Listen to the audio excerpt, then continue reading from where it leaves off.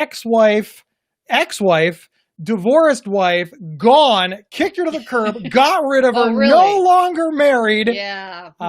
He's the one who did the kicking. My current friend, previous wife, current ex-wife, and current producer of my podcast and co-host of the Not Crazy podcast, Lisa Kiner. Lisa, wave to the people. Hi. That's it. This is what we're going to be doing for the next hour. Yeah, I can do it. I'm ready. All right. I've been practicing. Look, see? Nice, huh? Yeah. All right, listen up, everybody. Here is how this works, and it is uber simple. If you have a question about bipolar disorder, depression, schizophrenia, anxiety, whatever you have a question about in the mental health, mental illness, and or psychology space, put into the comments below. Now, listen, we need some things from you. Shorter questions are so much easier to answer. We put them on the screen so that people know what we're talking about, so that when Lisa and I can debate them back and forth. So if you send us a book, we don't have time to read it. And we can't project it on the screen. So short questions work way better. Don't worry about the details. We'll figure them out from context. We promise. That was a lot. I know. You're really good at this, though. We also want to thank Camera. Camera is our super producer. She does all the work. And it's really hard. Yeah. I tried one time. It's like impossible. Yeah, she failed miserably. I know. She's like, I don't want to be in front of the camera. It's too hard. Yeah. Now she's like, no, I don't want to be behind the camera. It's too hard. Camera, thank you so much for all that you do. Big round of applause. For Camera. You are awesome. All right, the questions are starting to come in, so we will get started in a minute. But before we do, we want to give a huge plug to the Not Crazy podcast. Mm-hmm. The Not Crazy podcast is the podcast that we host together. You can find it on your favorite podcast player or by going to psychcentral.com/notcrazy. That's my line. That's the only thing I do. That's my only job. My only job is to read the website. psychcentral.com/notcrazy. It's my dunce hat. Oh, I didn't know what we were doing. Or a unicorn. Oh, unicorn. Space unicorn. Is it my turn again? I only have one job. I'm just saying. I've been practicing. I got it down. I memorized it. I put up with so much. I don't get paid enough for this. You don't get paid anything. Well, as I said, not enough. Please check out the Not Crazy podcast. We cover excellent topics. The latest episode is at the link that is everywhere where you have found this live. Please pass along the replay. We like to do these video chats. They're live. We can't edit them. The podcast is much more polished. Lisa, make sure of that. Yeah, all right. Are we ready to go? I am ready. With the questions. So we got to do like a check first. Okay. What's the check? Is Lisa ready? I'm ready. Yeah. I am ready. Maintained a state of readiness. All right. Okay. And Camera's ready. All right. Ready? The first question is now. All right. Brittany asks, what's the difference between bipolar and borderline personality disorder? Bipolar disorder is so first off, they're both mental illnesses, and the difference comes down to symptomology. They do share some symptoms in common, which is why sometimes they get mixed up together. I also think they get mixed up because people accidentally abbreviate both BPD. Yeah. BPD is borderline personality disorder. A lot of people think it means bipolar disorder. It doesn't. It means borderline personality disorder. But borderline is a personality disorder, whereas bipolar disorder is not. Bipolar disorder is hallmarked between extreme lows and extreme highs, and borderline personality disorder is hallmarked by many other things that I don't understand as well, so I don't want to speak to it. I live with bipolar disorder and not with borderline personality disorder, but they are very different, and they require very different treatments, modalities, methodologies. And but both are very serious in their own ways and rights, and one is no more serious and or important than the other. Lisa, you have anything to add?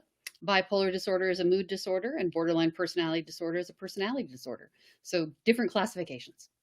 Yes, very true. All right, are we ready for the next question? I am. And now, I feel like I'm off screen. You are. We need to practice that. All right. Cecilia said, oh, perfect. Good job, Gabe. Cecilia asks, is PTSD the culprit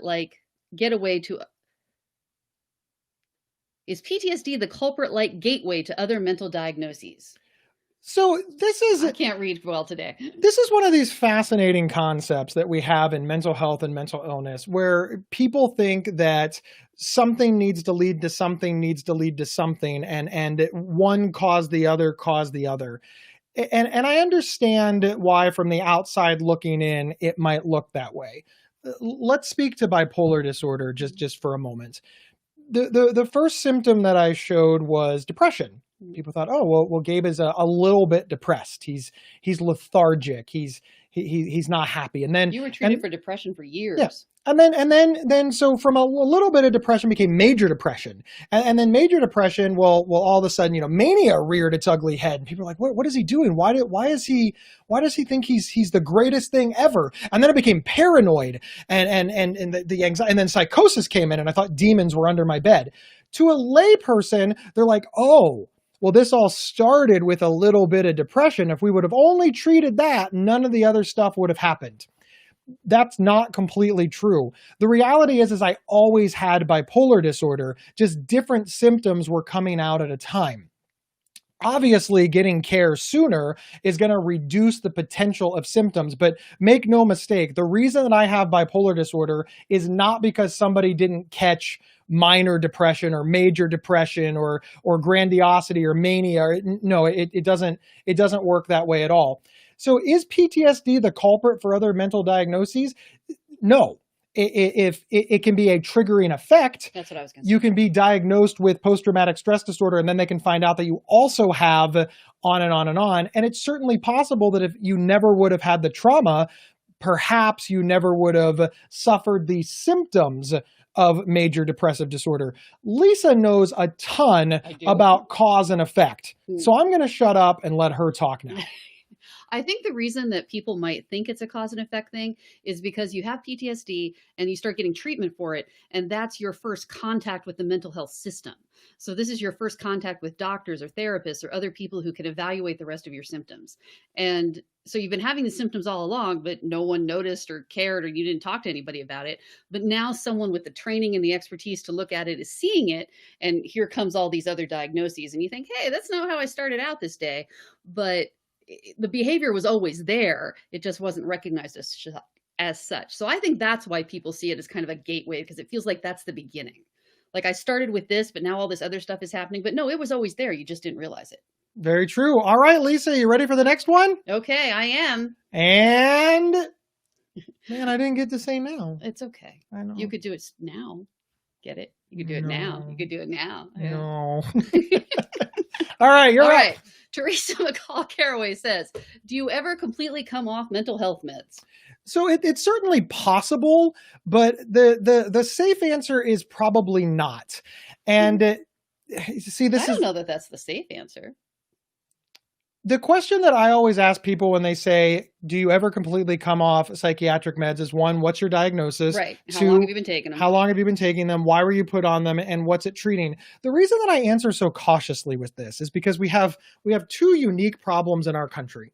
We have overprescribing of psychiatric medications, meaning people who don't need them are being prescribed them, in which case, yeah, they can come off of them because they didn't need them in the first place. Yeah. And then we have underprescribing of psychiatric medications, people who need to be on psychiatric medications but don't want them for a variety of reasons, or don't have access to them, can't get them. And now let's put those two together.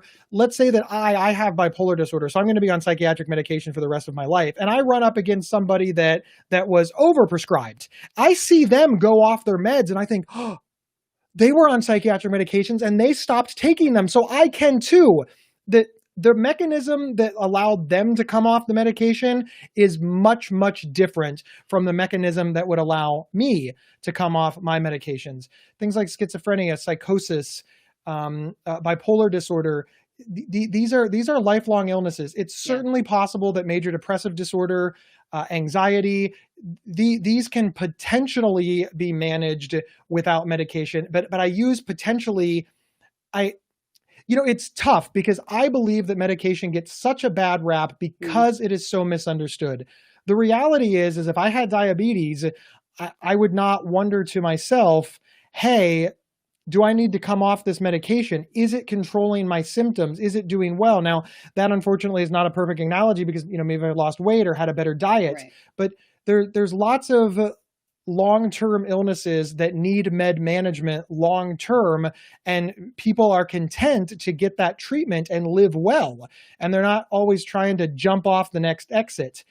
I ask myself a lot, why are people so quick to jump off of the next exit? Is it because of a side effect? Is it because of stigma?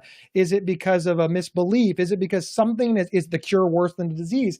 Are they not getting information that they need from their doctor? And I just want to be very, very, very, very clear that needing long-term psychiatric medication is not a bad thing. And when people start asking this question, I think, what is the underlying question? Why are we searching for this? Lisa, you have anything to add? Are you ready to go to the next question? Well, I would just say that something like okay, excuse us. Sorry. Something like I told you to put that over there. I He never know. listens to me. I don't. Something like 1 out of 8 Americans takes antidepressants. So clearly, really? I need the coaster. Oh, all right. Coaster's important. Yeah. Okay. Yeah. You've totally interrupted my flow. All right. Something like 1 out of every 8 Americans takes antidepressants. So clearly that is overprescribed. So when you say, is it ever possible to stop taking them? Well, if you've been overprescribed in the first place, yeah. So I think there's a lot of people who stop and are okay. But again, yes, I would agree with Gabe that it depends on that underlying reason. I have made this mistake many times, tried to stop, never turns out well. Yeah. You'd think I'd learn a lesson. That's what we want to make sure that people don't hear. Your individual results may vary, and you need to discuss it with a doctor independently of what your friends did, what you read on the internet, or your own internal bias. Yeah. It's very, very important to keep an open mind in both ways. All right, Lisa, you ready for the next question? I am. I'm very excited for the next question. Boop! I pointed wrong. That's my fault. Allison Hall asks, can symptoms of anxiety and depression change? I've dealt with both for years and I'm starting to have a lot of anger. Yes, they can absolutely change. For better and worse. Yeah, unequivocally. As we learn coping skills, they can get better.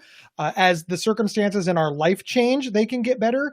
There's so much research. Just get better with age. Yeah, it can get better with age. There's so much research into I call them mental illness adjacent things. So, for example, let's say that you're diagnosed with depression, anxiety when you are homeless and living in your friend's basement.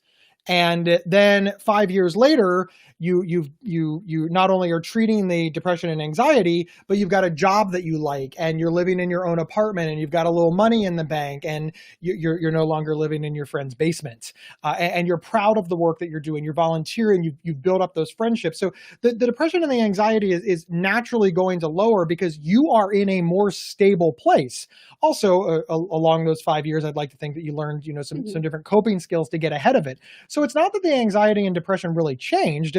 It's that you personally changed and are therefore managing it better. Now, Lisa is the perfect person to talk about the next part of your question, which is you're starting to have anger. I do have a lot of anger. Lisa's depression turned into uber negativity and uber anger. And that's really your lived experience. I have a lot of anger. You do. I do. You do. It's a problem. Although it's not really a problem for me. It's a problem for other people. Answer the question. I would say that I personally have experienced this, that my depression has turned into more and more anger as I have gotten older. I'm not quite sure why. And of course, a lot of my symptoms have changed as I've gotten older. And some of that is going to be related to your body. Your body changes as you age, you gain weight, you lose weight, hormonal changes. But yeah, it's very frustrating. I find it extremely frustrating. I feel like I've got this under control. I've been dealing with this for 20 years. We're all good here. And now something changes. Ugh. It's very frustrating, but yeah, very common and happens all the time. If you are experiencing anger, again, it's very common, so don't panic, but it's definitely something you're going to want to talk to a therapist about, or bring up in a support group or a peer support group, or just with somebody that you trust. Again, like all the other symptoms of mental illness, the longer you ignore it, the longer you try to tough it out and handle it on your own, the more exploitative the illness can be, the worse it gets, and honestly, and the more you have to suffer. Who wants to have symptoms when you don't need to? What that one said. Yeah. All right, Lisa. Okay, I'm ready. Boop. I keep pointing in the wrong place. Well, it's confusing because it's you know what we need? We need a mirror, and then it would go backwards. All right. So Carolyn asks, how does physical anxiety continue to develop even when the mind is calm? I personally do not suffer from anxiety, but this is a good question for you. So isn't that like doesn't that suck? Like your mind is all rainbows and unicorns and a calm day, but yet your heart starts to race a little bit, right? And you get a little sticky, and maybe your mouth gets dry, and you're thinking to yourself, what's the problem? I'm safe. Hmm. You're looking around and you're like, I'm on my couch. I don't, I've, this is a rerun of a television show I've watched 100 times. I've got my favorite food. Why is this happening? I'll tell you why this is happening. Because as much as we forget, our brains are connected to our body. So our mind is calm, but something is going on. It's all one big ecosystem. So it's certainly possible to not have any physical symptoms, but have your mind race. And the opposite is also true. And it confuses us because we always think that the mental symptoms come before the physical symptoms, but it doesn't always work that way. Sometimes the physical symptoms crop up first. And I believe, I'm not a doctor, I believe that the fact that you're starting to recognize this is actually really, really positive for you. You're starting to notice that, okay, these symptoms are coming up separately. I remember the first time that I realized that, my heart racing or sweatiness or dry mouth was associated with a panic attack. Because when I first started, a panic attack was full-blown everything. My mind was gone. I was a sweaty mess. My heart was racing. I had vertigo. I couldn't stand. It was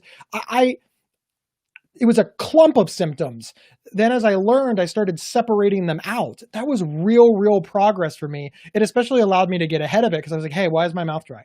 What's going on with that? Is this the start of an anxiety attack, a panic attack, an anxiety issue? Am I nervous? Do I need to calm down? Do I need to take a break? Do I need to walk away? Do I need to sit for a minute? And this headed off a lot of things. I know that that was not part of your original question, Caroline, but I want to say, noticing what's happening in your body and your mind, advanced skill. Give yourself a big round of applause. Lisa, thoughts? Oh, I would agree. I'm actually curious. You're I going like to it have to when tell you me more. agree. Thank you. Thanks. I'm actually curious. How long do you think that was after you'd been diagnosed with anxiety disorder before you felt like you developed more of this awareness of yourself? I mean, it definitely took probably 6 months to a year, and Pretty fast. that's what's tough, right? Maybe the first time I noticed it was 2 months later, but I had to notice it enough times that it started to commit to memory that I was noticing, right? What is you have to see a commercial 12 times to commit it to memory, and then you have to see it another 12 to take action. So you have to see a commercial 24 times before you'll buy the product or go to the restaurant or respond. So obviously you saw it a whole bunch of times that you just don't remember. So I'm sure that it probably went faster, but I started to learn coping skills and it was really amazing. Really? It was really amazing. All right, you ready for the next question? Absolutely. Yes. You're going to say absolutely again? Maybe, you think it's a problem, but it could be my catchphrase. Your catchphrase is absolutely. Well, I didn't say it was a good catchphrase. I just said, now I have one. Okay. Next question. Boop. Good job. Yay. Oh, this is a you question. Why? Because I don't know anything about pregnancy. What do you suggest women do when they want to get pregnant and can't take their meds during the pregnancy and when breastfeeding? Are there alternatives? Again, not doctors, but I would say yes, absolutely. You want to talk to your doctor, you want to talk to your obstetrician and your psychiatrist. One, I had a cousin, got pregnant, taking psychiatric meds, wanted to stop, but her doctor discouraged that, saying that, you have to have a healthy mom to have a healthy pregnancy. And so it's just so individualized. And how do you decide? On the one hand, you feel like you don't want, really? On the one hand, you feel like you don't want to do that. You don't want to take that risk, etc. But if you're a mess, if not taking this medication is going to make you have an episode or your symptoms get much worse, how is that going to lead to a healthy pregnancy? Or God forbid, if your symptoms become so much worse that you become suicidal or manic, that isn't going to lead to a healthy baby either. So it's just such an incredibly individualized decision on what risk are you willing to take and how are you willing to balance this. And yeah, they have all sorts of different meds these days. It's amazing where pharmacology has gotten us. So between your psychiatrist and between your psychiatrist and your obstetrician, hopefully you can find a balance of this that works for you. And again, I feel like women feel you already have this stigma against psychiatric medication, and there's this whole cult of true motherhood where you have to do whatever it takes for the pregnancy. So I think there's a lot of pressure on women to stop their psychiatric medication, and because, hey, you can just tough it out, don't you want to do it for your baby? Well, but again, if you're in a bad way, how does that lead to a healthy pregnancy? So it's a very difficult question. It's so individualized. There's obviously a lot of stigma when it comes to a lot of these things. Yeah. And I remember when I was newly diagnosed, I stigmatized myself saying, hey, you can't be a parent. Why can't I be a parent? Because I have bipolar disorder. That was the end of it. All I needed was the diagnosis and the end. The end. Somebody with bipolar disorder is clearly going to be a bad father, and somebody without bipolar disorder is going to be a good father. Clearly nonsense. Just what incredible nonsense was spewing in my brain. I did not make that up. That was put there by society. Yeah. That's the closest that I can come with lived experience to relate to your situation. But I want you to know that so many people are afraid to have these difficult conversations with their doctor. And I hear from a lot of people that they brought it up to their doctor and their doctor was like, no, you shouldn't do that. Right. That One isn't, size fits all, dismiss you out of hand. yeah, find a new doctor. All right. This is, motherhood is hard. Parenthood is hard. I'm just an uncle. Being an uncle is hard. And this is part of advocating for you and your child. If your doctor is not giving you the information and the advice that you need, it's time to find another doctor or another doctor after that, because this is something that's going to be with you for your entire pregnancy and the child's entire life. You want to make sure that you're advocating from the start to get like super good care and super good help to make sure that you have a healthy child and the child has a super healthy mother. Yeah. Excellent answer, Gabe. Yeah. You too. Oh, Ready for the next question? I am. All right, ready. High five. So why? See, you don't. We're in the same room. You don't need to look at the screen to high five. You could just look at me to high five. All right, here we go. Okay. All right, perfect. I think that was a compliment to our high five. Thank you very much. I sometimes hear voices in my head as an outward voice. I recognize them as distinct from my own voice, but are certainly a part of my thinking. Am I crazy or imaginative? You're neither. Or both. Okay, I'm sorry. Hearing voices is, you're not crazy. It's the name of our podcast. Hearing voices is a symptom of mental illness. It's a symptom of psychosis. Maybe. And she's hearing voices. What else is it a symptom of? It might be a symptom of nothing. It might just be she might just be imaginative. It might just be her personality. I can only go with what she says is I hear voices.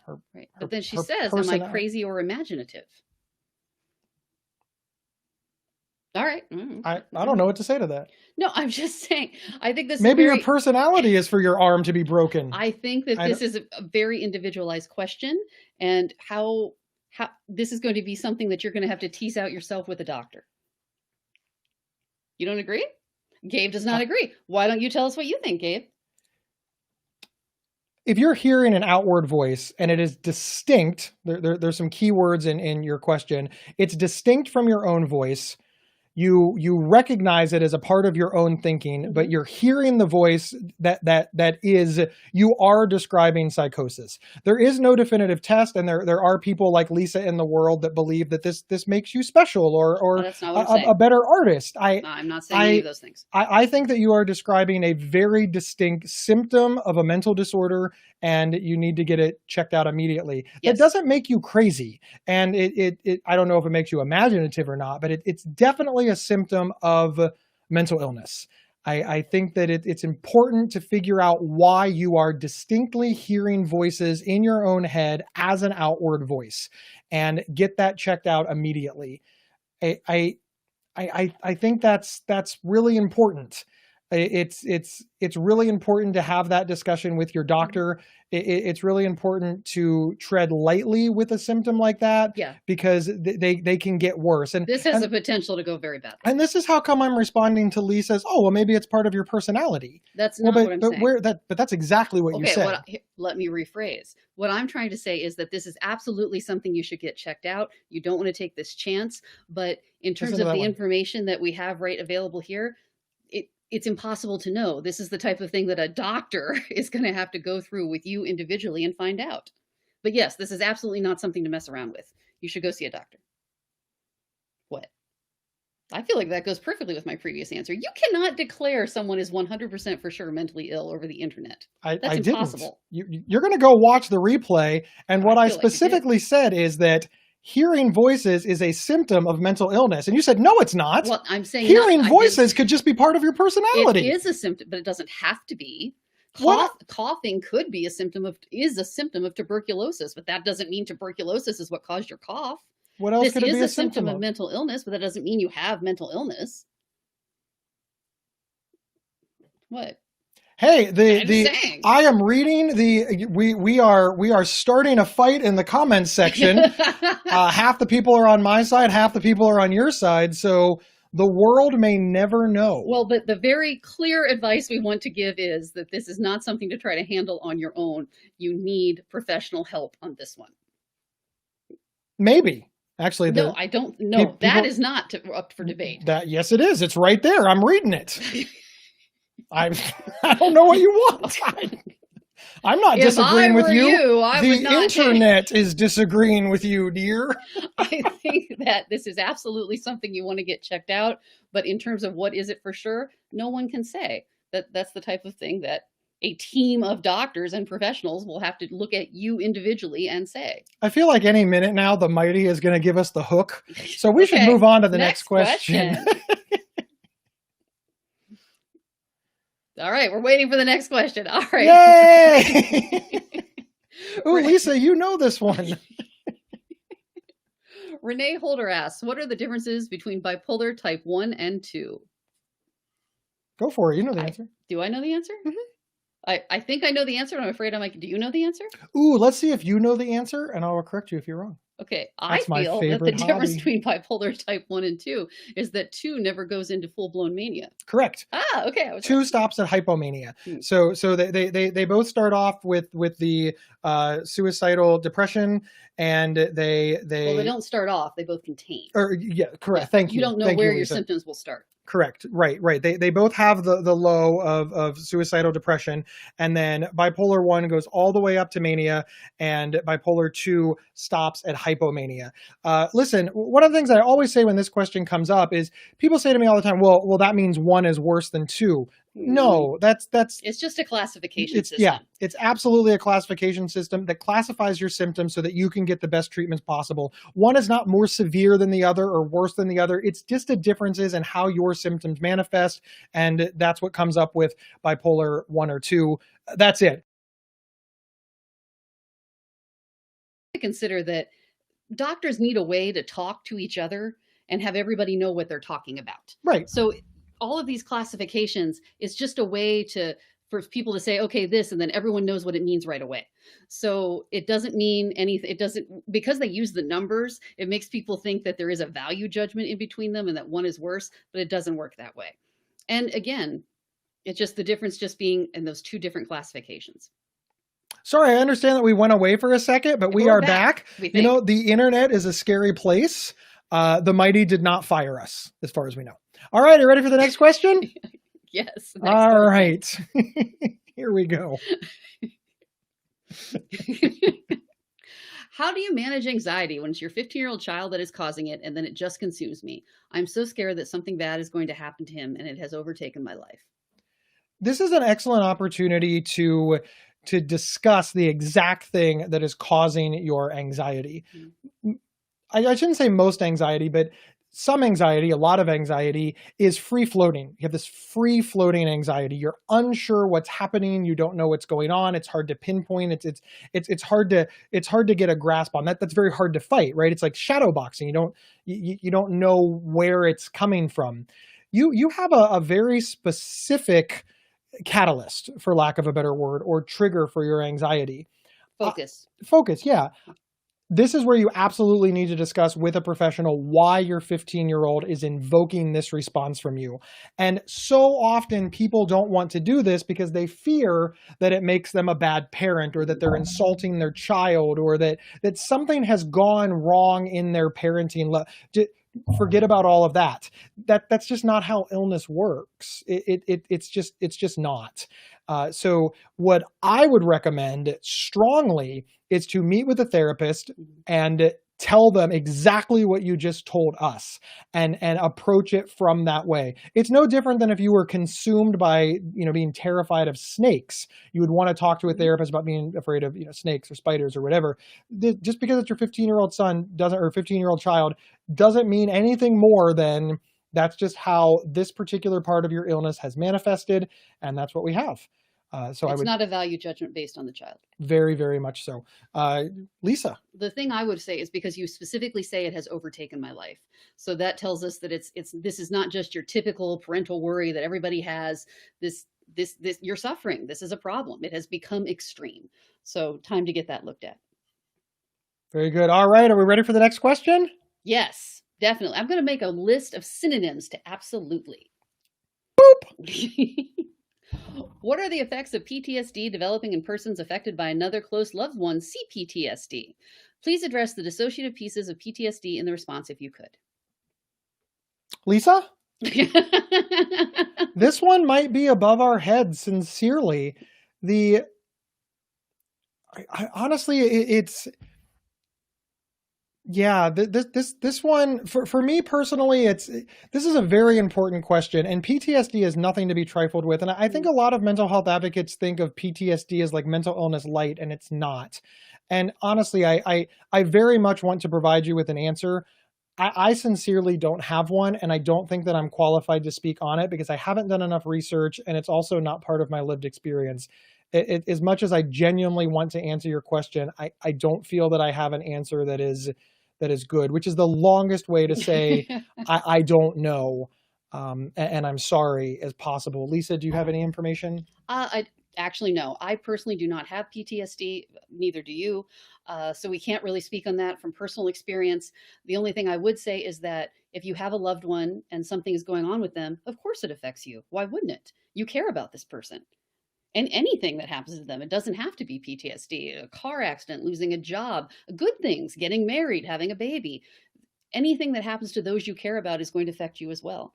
Yes. Thank you so much for asking. And I'm sorry that we could not provide the answer.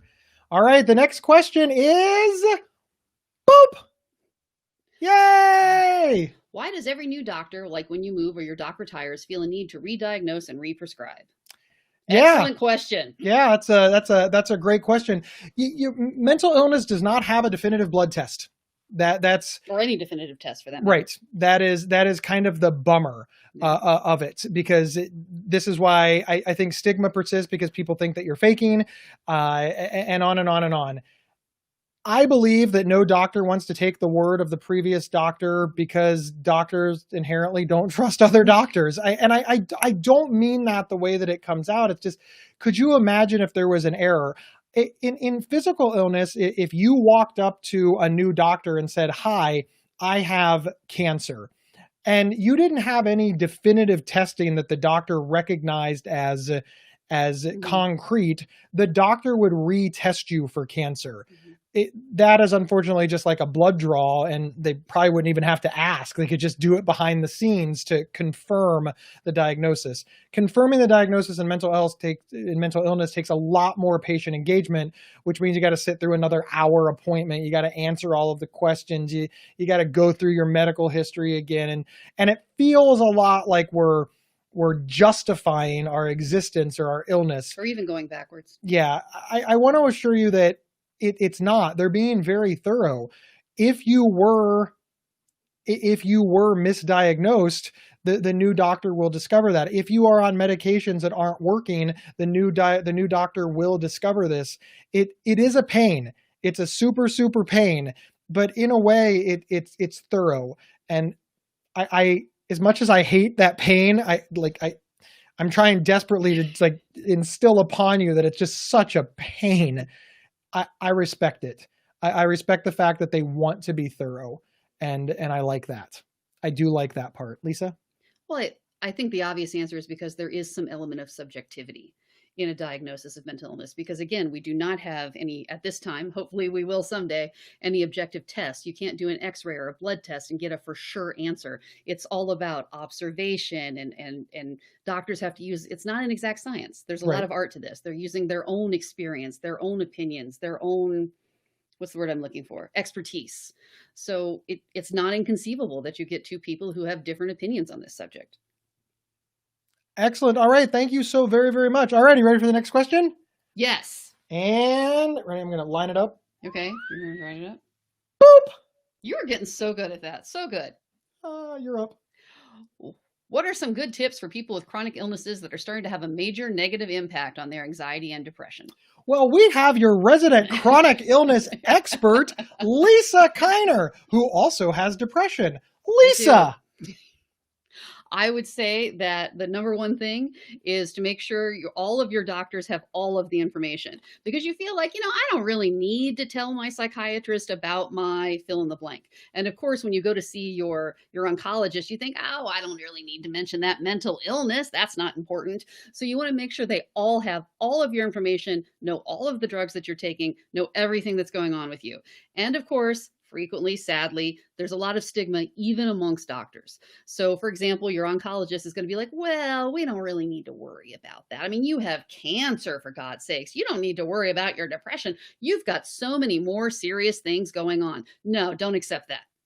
If you have found a doctor that is not treating your or is not taking your mental illness seriously, or it feels like it can be sat to the side while you deal with other problems, get a different doctor if possible.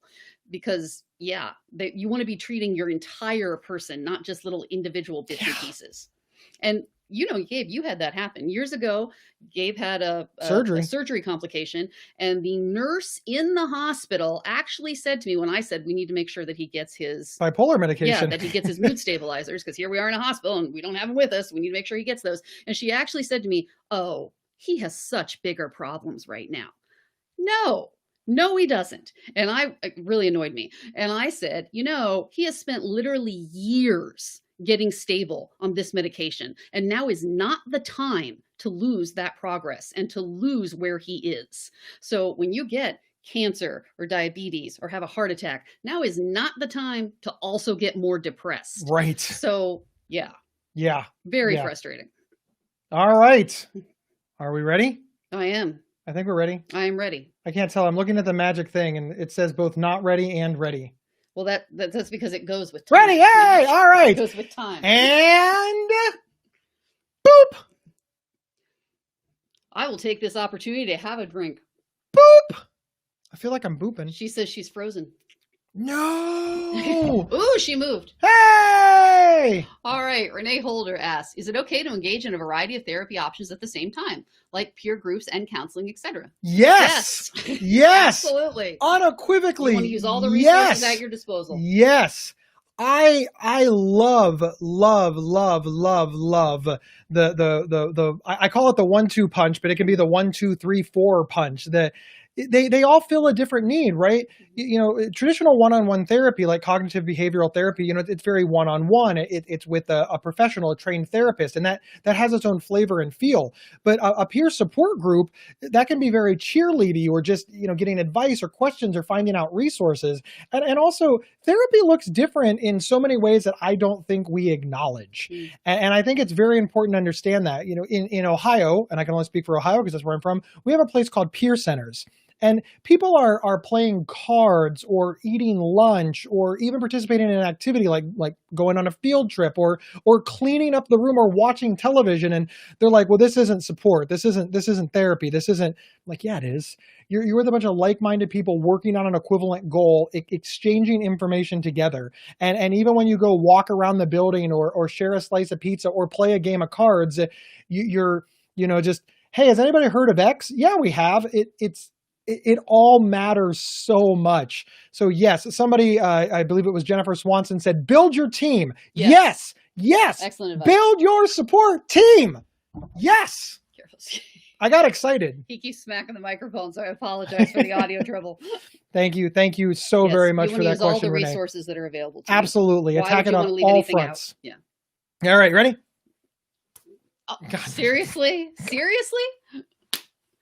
All right. There. I don't know why you keep saying seriously like it's me. Because we're both trying to do it. Here, do it with your right hand. That's the problem. There you go. Hey! See, you totally got this down. All right. Next question. All right. Trisha HG says, can you have both bipolar and BPD, or borderline personality disorder? Yes. Now, different doctors have different theories of how this all goes together, and diagnoses may vary, et cetera. There's also, schizoaffective disorder. There's bipolar disorder with psychotic features. There's borderline personality with just it's. Sometimes I think we get hung up on names, but to specifically answer the question of can you have bipolar disorder and borderline personality disorder at the exact same time? Yes, that is a diagnosis that you can have and receive treatment for. It is not uncommon. So yes, but I don't want anybody that went to their doctor who said, well, that's not true. You would have X instead. The DSM-5 is a gigantic book filled with lots of information, and different doctors write things down differently. But yes, you absolutely can. All right, ready? Yeah, nothing really more to add that. Yes, the answer is yes. Went away again. It says live in the corner. Oh, I got excited. I thought camera was going to come up. Oh, well, maybe someday. Maybe someday we too will get to see camera. Camera's awesome. Everybody say hi to camera.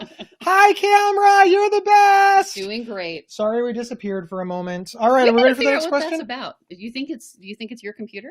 I think it's a free service called Facebook. I don't. No, that's fair. All right, you get what you pay for. All right. Yeah. Next question. Okay. Yeah, next question might take a moment coming. It's okay. We unbroke it. I mean, that's got to count for something. Well, someone in the there we go. All right, Crystal Henderson asks, how does PTSD get diagnosed?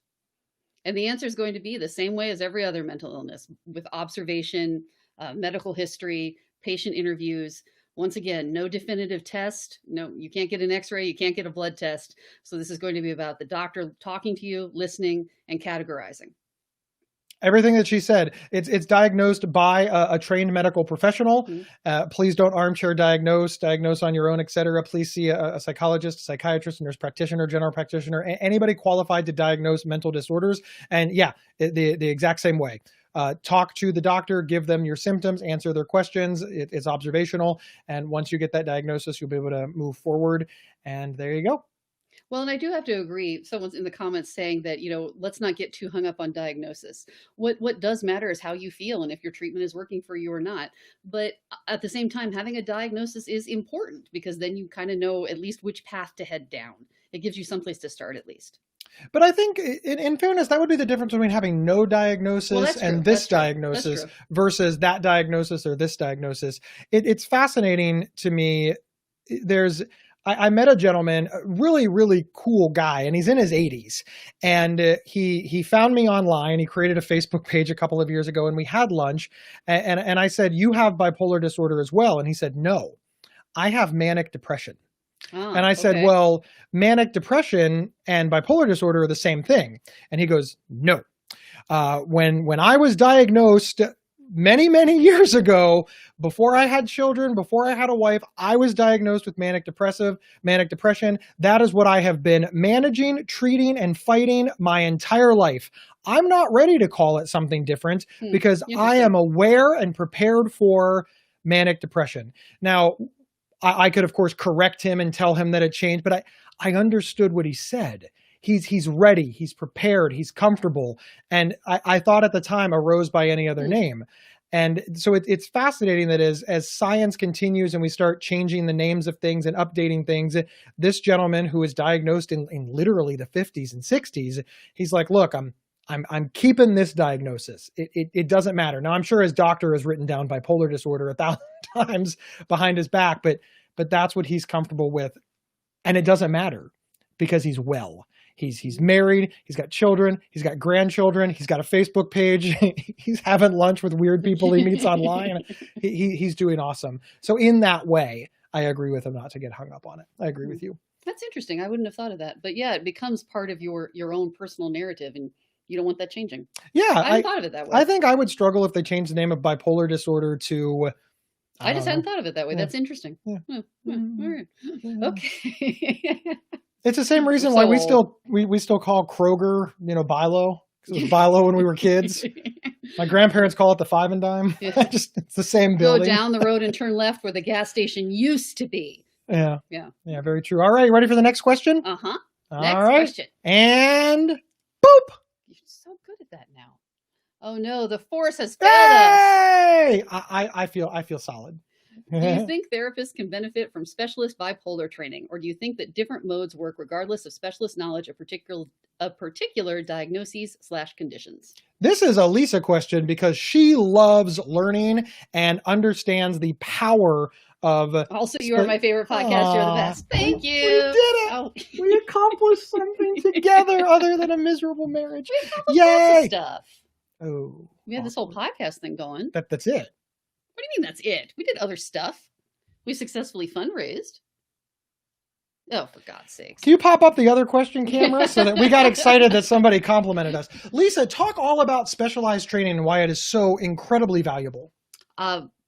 I don't really feel like it needs explained. I mean, yes, absolutely. You want to be with someone who is an expert in what is specifically about you. I would say that most therapists are kind of generalists. They're kind of like the general practitioners of mental health, right? But obviously the best care is from the person who has the most experience and training dealing with your particular issues. So I would say that when you say, well, different modes work regardless. Well, I mean, yeah, I guess. Sure, potentially, yeah. But won't they work in a perfect world? They would work better. So let's give everybody the best odds. Let's use all of our resources and give ourselves the best possible chance. Can it work without? Sure, of course. And I'm sure that it does for many people. But if you have the option, why wouldn't you take it? I'm really a firm believer on knowledge is sort of like money. You can never have too much. Right. I don't know anybody that's like, oh, you want to give me $10 million? No, I'll just take 9. Yeah, I need the extra. Yeah, that's knowledge is really, really important. To your question of will it work regardless? Maybe. I really want to see somebody that has like 5 different plans of attack. That way, if the first one doesn't work, we've got more, right? And so often they have like the one idea, and I'm like, that's not working for me. And they're like, well, that's the one I got, and then I got to switch therapists. Yeah. So that's to think about as well. But of course, that said, if you only have a hammer and you happen to run into a nail, I guess you don't need any other tools. But by and large, you're going to run into other issues that you're going to need more than a hammer to resolve. All right, Lisa, you ready for the next question? I am. I'm always ready for the next question. Here we go. All right. Marina asks, do you have panic attacks and what are you doing then? But try to speak slowly because your language isn't mine too. Well, thank you for watching from wherever you are. Thank you. Thank you so much. Yes, I have panic attacks, and Lisa has witnessed many panic attacks. So I think that she will have probably good information when I am done. What I do for my panic attacks is, first, I learned all about them. I used to think that panic attacks were hunger. I thought all of the symptoms of my panic attacks were me having hunger pains. I thought that that's what was going on. So the first thing that I needed to do was learn what a panic attack was, what it felt like, what my mind did, what I saw, the sensations in my body. And that was really, really helpful because once I figured out all of the symptoms of a panic attack, I could start to get ahead of them. If my hands got clammy, I could think, okay, well, maybe I need to slow down. Now is not the time to push forward because I'm starting to get anxious, or I'm starting to get panicked, or I'm starting to get worried. And that made, a little panic attack get smaller rather than before a little panic attack would explode because I didn't know any better. I literally poured gas on a fire because I thought that was the treatment. That's what I do about them. And then of course I have coping skills, things that help. Let's say that I notice a panic attack is coming on and it's just a little one. I sit down. I get away from the group or the stimulus or the activity. I take big, deep breaths. I get something to drink, water or a soda. I become very mindful of what I'm drinking. I step outside. I ask the people I'm with to excuse me for a moment, to just take a few so that I can just really recenter myself. And there's probably more coping skills than there are people on the planet because everybody is different and unique and combines them in different ways. But for me, what I did about them was learn how to recognize them and learn what coping skills help me manage them. And then the third thing, which I think is very important, is learn to forgive myself when I can't control it, because after all, it's an illness. It's like beating yourself up for sneezing. There's only so much you can do to prevent a sneeze. At some point, I will have a panic attack, even though I did everything right, and I have to be cognizant of that. I'm going to turn it over to Lisa, because Lisa, she was the first person to realize that I was having panic attacks. I just thought I was hungry, and she was like, You thought "Yeah, it was a lot of things." I thought it was a lot of things, but I mostly thought it was hunger." Well, I would say that what you do now is, it seems whenever you start to have a panic attack, or when you're in the midst of a panic attack, is you seem to take a step back, try to remove yourself from the hustle, or like if we're out someplace, tries to go someplace maybe a little quieter, away from other people, and just try to come down and basically wait it out once you get started down the road. Yes. I would say that the thing that's really worked for you is that you do all this stuff in preparation. Like, you have a plan. If it used to be you'd have a panic attack and, oh, here we go. But now you have a plan in place. You know what you're going to do. You've already lined up which coping skills you're going to start out with. And that has made a big difference. Just this acknowledgement that panic attacks will happen. Because, of course, a while back you were like, oh no, it will never happen again. I don't need to make any plans or learn anything, because this is the last time. So that has made a big difference, that you are having more of a plan of attack in mind when it happens, and letting the people around you know what it is, so that they can also help you recognize it a little bit.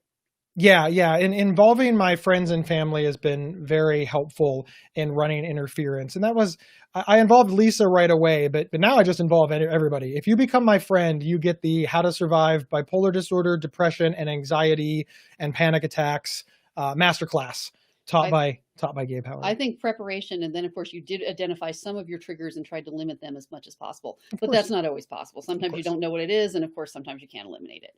So the preparation, I think, has done it for you. All right, are you ready for the next question? Mm-hmm. And here we go. All right. Jennifer Swanson asks, can you guys speak on the team building aspect of the business of your own and owning mental wellness? Yeah, this is arguably one of my favorite things. People ask me all the time, what is the most important component to managing bipolar disorder or depression or anxiety or schizophrenia? And like little debates break out even before I answer the question. Well, it's clearly medication. Well, it's clearly therapy. Well, it's clearly peer support. Well, it's just on and on and on. And it's a little bit fascinating to watch. And I always say this, I say, take your home. Just think about your home for a minute. Analogy. And what is the most important feature of your home? Is it the roof? Is it electrical? Is it plumbing? Is it internet and cable? Is it heat? What is it? Like, is it bathrooms? I mean, you can break it down as far as you want. And people look at me and they're like, look, if any of those things were missing from my home, if I came home and my apartment didn't have electric, I wouldn't care how well the plumbing was working. And I'm like, exactly. You really need all of these things to reach wellness. You need a strong support system. You may need medication. You may need therapy to help guide you. You may need coping skills. You need support of your friends and family. You need understanding of your own illness so that when you're alone with your thoughts, you can self-soothe. You need everything. And what I did, and what Lisa did, is we built all that brick by brick. There's unfortunately not like a starter kit. We had to learn each thing at a time and then get better at each one and then keep it in our back pocket. I like the team building analogy. I like toolkit. I believe that toolkits are just so incredibly powerful. And if you're a general contractor, your toolbox has tons of tools in it. Now, yeah, of course, there's tools that you use more than others. Screwdrivers and hammers are always going to rise to the top. But if you ask any contractor what the most important tool is, they're going to tell you it's the one they need at the time to complete the job. It's the single most important tool that there is. And I feel very, very, very strongly that we need to have them all working in concert, directed by you, and that you need to be the team leader of your team, and that all of those things working together has allowed me to be successful. And it's what I see in the people that I talk to that has allowed them to be successful. Lisa, I know you have many, Everything many he thoughts. just said. I actually hear that a lot from people too, who say things like, well, I don't need therapy because I have medication, or I don't need peer support because I have this or this or that. Well, but why would you not want to use all of it? If you have multiple resources at your disposal, why wouldn't you want all of them to come together? Why do you only want half of it? Why do you only want electricity? Wouldn't you rather have plumbing and electricity? So yeah, one is not necessarily more important or less important. They all come together as a whole. Yeah, use them all. Yeah, you're allowed to play favorites. It's not our children or our pets, but but why, if you have resources available to you, why wouldn't you want to use all of them? You don't have to limit yourself. Use them all. Thank you, everybody, so much. My name is Gabe Howard, and I am the host of the Not Crazy podcast. This is Lisa Kiner, co-host of the Not Crazy podcast, which you can find at psychcentral.com/notcrazy or on your favorite podcast player. We sincerely hope that you'll check it out. In the description of this, there's the link to our latest episode. It just released today. Yeah. And but we hope you'll like them all. Sincerely, we do this largely so that we can interact with people, find out what they like, find out what they looking for. Oh, I'm gone again. The thing still says live to me, but that's okay. So nope, we're back. Oh, we're back. Well, sincerely, we're back everybody, in time to say goodbye. We sincerely hope that everybody will check out the Not Crazy podcast. It is really, really awesome. It is hosted by us. My name is Gabe Howard. This is Lisa Kiner. It is a very, very, very cool show. We do this so that we can interact with people, that we can learn about topics for the show, and, well, to advertise the show. So if you don't check out the show, we just did this for nothing. All right, Lisa, you ready for the high five? Ooh, high five. Thank you so much, everybody, and we will see you in a couple of